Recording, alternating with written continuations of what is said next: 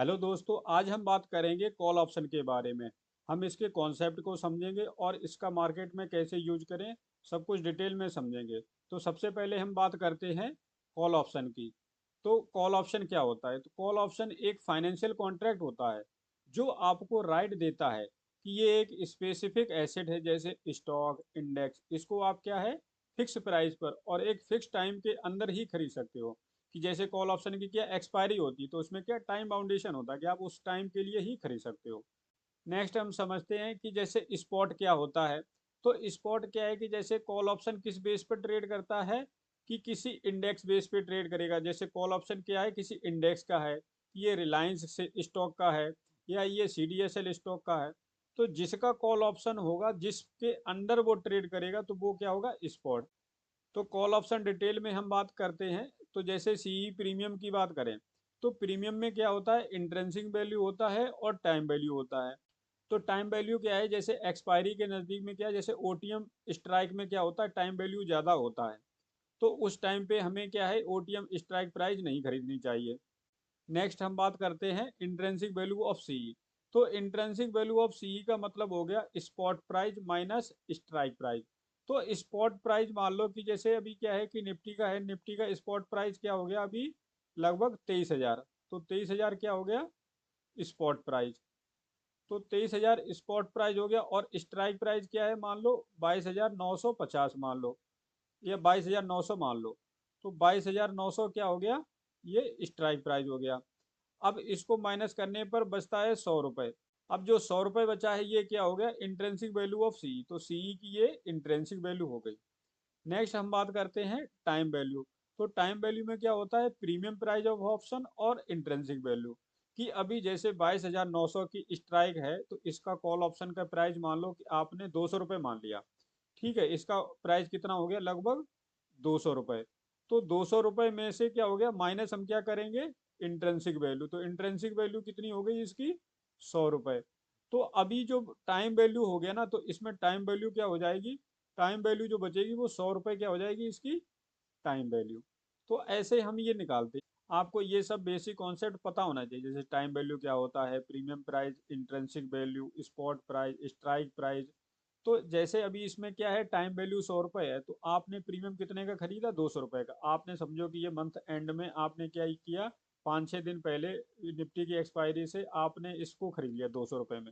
अब आप ये सोचे कि भाई ये 200 पॉइंट बढ़ा, तो ये हमारे 100 रुपये यहाँ पर बढ़ जाएंगे। लेकिन क्या हुआ कि वो प्राइस वहां से मूव नहीं किया, इंडेक्स में या स्पॉट में। तो स्पॉट में प्राइस मूव नहीं किया, तो आपका क्या होगा, जो ये 100 रुपये टाइम वैल्यू है, ये आपका चला जाएगा। तो आपको ये पता होना चाहिए कि ये टाइम वैल्यू भी हमारा, इसमें टाइम वैल्यू कितना है, कि 100 रुपये है कि 2 रुपये है कि 50 रुपये है। तो आप उस हिसाब से आप क्या करोगे, उस ट्रेड में एंटर करोगे। नेक्स्ट है strike price, ITM, OTM, ATM. क्या होता है, इसको हम क्या है, चार्ट पर समझते हैं।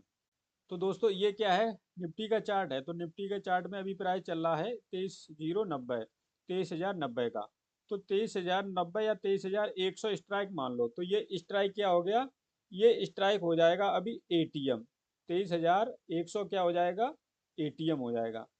अब जैसे कॉल ऑप्शन की बात करें, तो अगर इसके ऊपर की बात करें, अगर हम इससे ऊपर जाते हैं, तो इसके ऊपर 23,100 के जो भी ऊपर सारी होगी, वो क्या हो जाएंगी, ओटीएम हो जाएंगे, ओटीएम स्ट्राइक।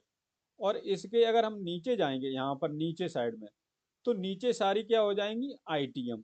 नीचे सारी क्या हो जाएंगी, आईटीएम। तो ये क्या है, ये हो गया इसका 23,090। तो 23,090 का स्ट्राइक प्राइस क्या हो गया, एटीएम। और ये ऊपर जो प्राइस चल रहा है 23,200, 23,300, 23,400। तो ये सारी स्ट्राइक कौन सी हो गई, ओटीएम। ओटीएम का मतलब आउट ऑफ द मनी। अब ये जैसे 23,100 के नीचे है, 22,800, 22,400, 22,600, ये सारी क्या हो गई, आईटीएम। आईटीएम का मतलब इन द मनी। तो ये इन द मनी हो गई, ये एट द मनी हो गई, ये आउट ऑफ द मनी हो गई। नेक्स्ट है कॉल ऑप्शन का यूज।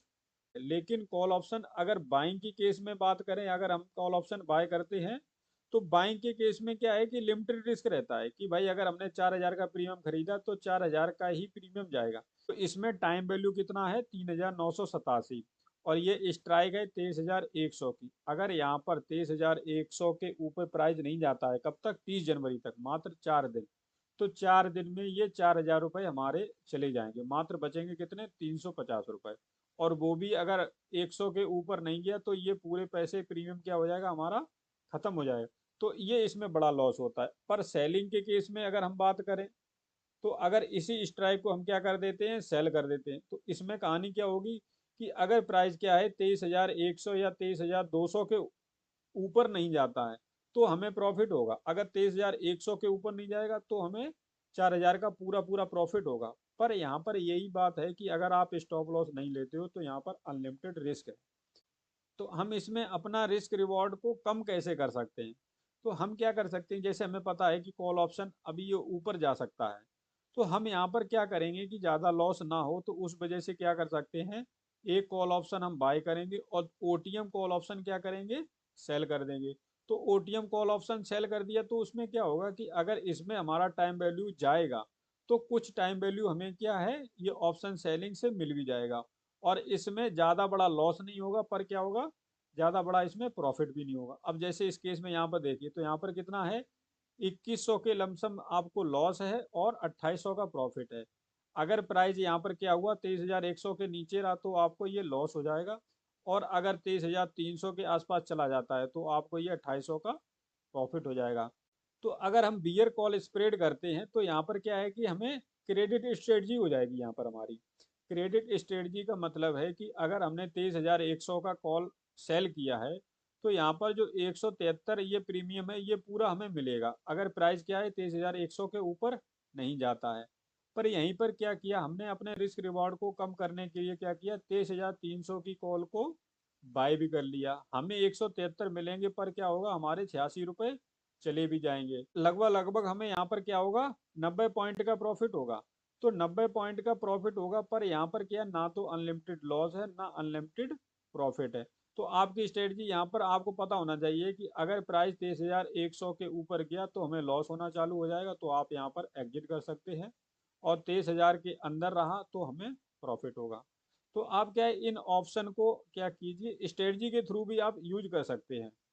तो ये तो हो गया इसका कॉल ऑप्शन बाय करने का या सेल करने का तरीका।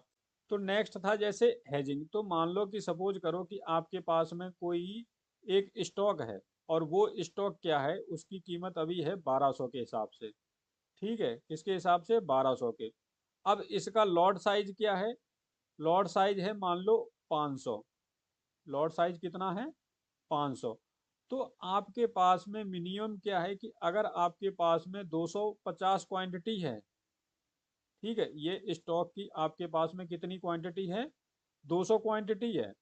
तो 200 क्वांटिटी अगर 250 क्वांटिटी तक भी है तो आप क्या कर सकते हो कि जैसे अभी प्राइस कितना चल रहा है 1200, तो आप यहाँ पर क्या कर सकते हो कि ओआई का आपने जैसे रेसिस्टेंस देख लिया कि यहाँ पर क्या है, ओटीएम कॉल 1300 की स्ट्राइक का है। तो 1300 की कॉल जो सी है तो इसको क्या कर सकते हो आप, सेल कर सकते हो। ठीक है, तो सेल करने से क्या होगा, यहाँ पर जैसे इसका मान लो डेल्टा कितना है, 0.25 है। इसका डेल्टा कितना है, 0.25। तो 0.25 डेल्टा मीन्स अगर आपका यहाँ पर क्या है, हाफ क्वांटिटी है, तो स्टॉक का डेल्टा कितना होता है, 1। आपकी यहाँ पर क्वांटिटी कितनी है, हाफ, तो डेल्टा कितना हो गया, आधा। और हम ओटीएम कौन सी कॉल सेल करेंगे, जिसका डेल्टा होगा 25। मीन्स कि ये क्या है कि अगर आपने 25 डेल्टा का कॉल ऑप्शन सेल कर दिया है तो आपको लॉस नहीं होना है, क्योंकि अगर इसमें लॉस होगा तो क्या होगा, जो आपने 250 क्वांटिटी बाय किया है उसमें प्रॉफिट होगा। अगर इसमें लॉस होगा तो क्या होगा, आपका इसमें प्रॉफिट होगा। तो ये क्या है कि जैसे आपकी जो इन्वेस्टमेंट है उसमें ज़्यादा बड़ा लॉस ना हो, तो उस लॉस को ये क्या करता है, कम कर देता है। कि अगर आपको यहाँ पर इन्वेस्टमेंट अगर ये 10% नीचे जाता है या 5% नीचे जाता है तो आपको यहाँ पर क्या 50,000 का लॉस होता है।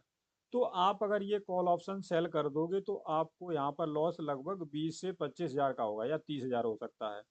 मीन्स आपका आधा लॉस ये क्या करेगा, कम कर देगा। तो ऐसे हम क्या कर सकते हैं, अपनी इन्वेस्टमेंट को हेज कर सकते हैं। तो दोस्तों ये था कॉल ऑप्शन का कॉन्सेप्ट। हमने इसमें समझा कि सी premium, intrinsic value, time value, इन तीनों को समझा। उसके बाद में हमने स्ट्राइक प्राइस समझा, आईटीएम, ओटीएम, एटीएम क्या होता है, कॉल ऑप्शन का हम यूज कैसे कर सकते हैं, और हम अपनी इन्वेस्टमेंट को हैज कैसे कर सकते हैं। तो फ्रेंड्स, अगर आपको ये वीडियो पसंद आए तो वीडियो को लाइक करें और अपने दोस्तों के साथ में इसको शेयर करें, और ऐसे ही लर्निंग कंटेंट देखने के लिए चैनल को सब्सक्राइब कर लें। तो दोस्तों, कॉल ऑप्शन में अगर आप ट्रेड करते हो तो सबसे पहले आप स्टडी कीजिए, उसके बाद में बैक टेस्टिंग कीजिए, उसके बाद में ही आप अपने सेल्फ स्टडी के हिसाब से ही आप इसमें ट्रेड कीजिए। और दोस्तों, अगर इस वीडियो में मैंने किसी स्टॉक का नाम लिया तो वो एक एग्जाम्पल के पर्पज से लिया है, कोई बाय सेल रिकमेंडेशन नहीं है। आई होप दोस्तों आपको ये वीडियो पसंद आया होगा। जय हिंद दोस्तों।